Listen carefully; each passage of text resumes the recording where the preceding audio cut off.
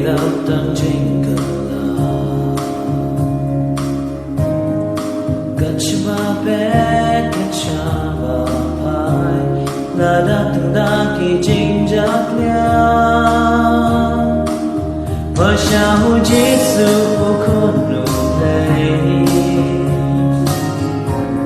Kulong pakloi ban harap ay, unkasyan mo ya piyata. Najing snail, un pen pai da shisha.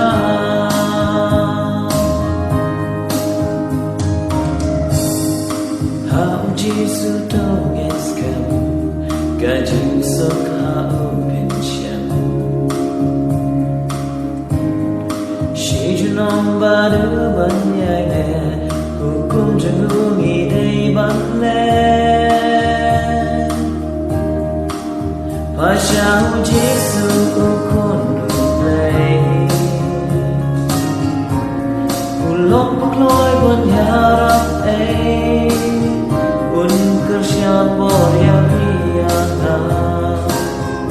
Najing snail, un pen pai da shisha.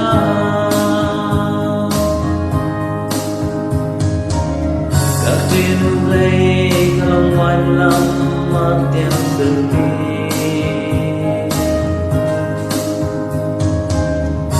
Vẫn nhà lệ khi chừng nghe họ chừng nhàn đi trong nghi. Mình si ulo mình biết cả đình, sure ta un nam đi yangi.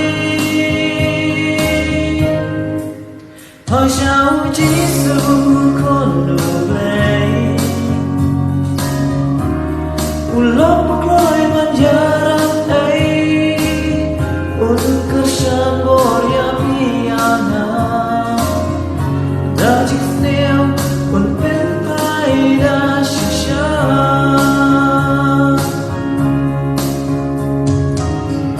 Najing snail,